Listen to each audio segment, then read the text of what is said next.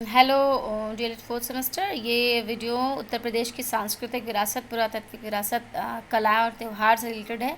बहुत ज़्यादा डिटेल पढ़ने की बहुत ज़रूरत नहीं है, लेकिन कुछ इम्पोर्टेंट जो क्षेत्र हैं वो पुरातात्विक विकास के जो विरासत के जो जगह हैं उत्तर प्रदेश के अंदर, उनमें आता है सारनाथ, उसके बाद आगरा, आलमगीरपुर, फतेहपुर सीकरी, कुशीनगर। तो सारनाथ, जैसा कि आप सभी को पता है कि सारनाथ वाराणसी के पास है, 7 किलोमीटर 7 मील दूर।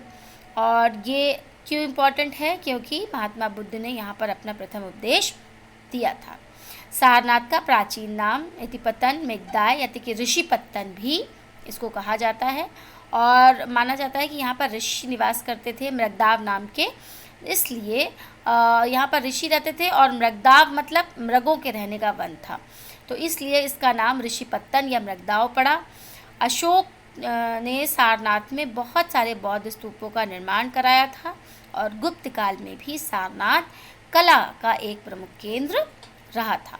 सम्राट अशोक ने सारनाथ में ही भव्य प्रस्तर जो मूर्ति है, स्तंभ है, सारनाथ का स्तंभ, उसकी स्थापना करी थी, और जिसको माना जाता है कि मौर्यकालीन कला का बहुत बेजोड़ जो है वो उदाहरण है। उसका सिंह शीर्ष जो है, उसका सिंह जो है वो जो सिर है वो सिंह का है, इसलिए उसको हमारे राज चिन्ह में भी रखा गया है।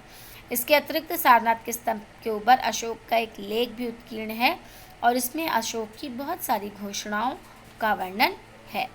फिर बात आती है आगरा की। आगरा उत्तर प्रदेश का प्रसिद्ध नगर है, और इसकी जो स्थापना है वो सिकंदर लोदी ने की थी 504 ईस्वी में।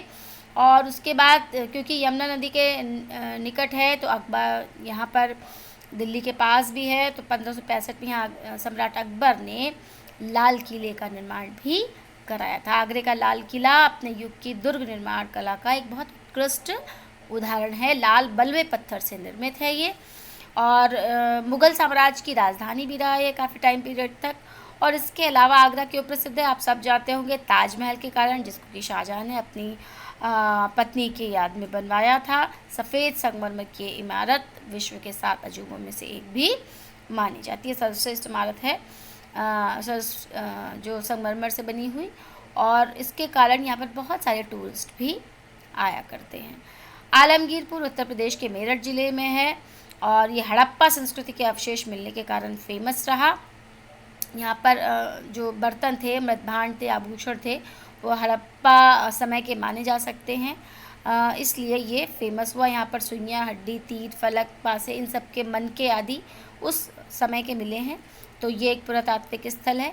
फतेहपुर सीकरी आगरा से 23 किलोमीटर पश्चिम में है, और इसका भी निर्माण जो है वो लाल पत्थरों से किया गया है। शेख सलीम चिश्ती की यहाँ पर दरगाह है, मतलब मकबरा है, और साथ ही साथ इसमें जामा मस्जिद, बुलंद दरवाज़ा, जो दवाई का महल, दीवान ख़ास, ये सब फतेहपुर सीकरी में देखने लायक चीज़ें हैं, विशेष उल्लेखनीय हैं।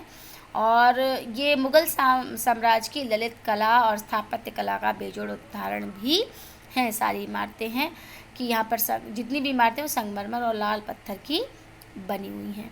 उसके अलावा बौद्ध धर्म और जैन धर्म में भी यहाँ पर कुछ स्थापत्य कलाओं की मूर्तियाँ हैं, और गुजराती स्थापत्य कलाओं की विशेषताएं हैं, और अकबर की विशाल हृदय उदारता का प्रतीक ये सारी इमारतें लगती हैं। कुशीनगर की बात करें, उत्तर प्रदेश के देवरिया ज़िले में है, और ये इसका जो है वो 6ठी शताब्दी ईसा पूर्व से कुशीनगर मल जनपद की 2 राजधानियों में से एक था। महात्मा बुद्ध का महापरिनिर्वाण स्थल है, क्योंकि यहाँ पर उनकी अंतिम दिन जो महात्मा बुद्ध के हैं यहाँ पर थे, और बुद्ध के अवशेषों पर यहाँ पर स्तूपों का निर्माण कराया गया है। अशोक के स्तंभों से ज्ञात होता है कि अशोक ने भी यहाँ की यात्रा करी थी, और कनिष्क ने भी यहाँ पर बहुत सारे विहारों का निर्माण कराया था। कला की बात करें, यहाँ पर बहुत सारे ऐसे मस्जिदें हैं मुग़ल कालीन दृष्टि से देखें। उसके बाद गुप्तकालीन मंदिरों के उदाहरण देवगढ़ जो झांसी में है, भीतरी गांव कानपुर में जो है भीतर गांव का मंदिर, तो यहाँ पर। उसके बाद ताजमहल, आगरा, इलाहाबाद में जो अकबर के द्वारा बनाए गए किले हैं, तो उन सब की यहाँ पर विशेष देखने लायक दर्शनीय स्थल हैं, कलाएँ हैं।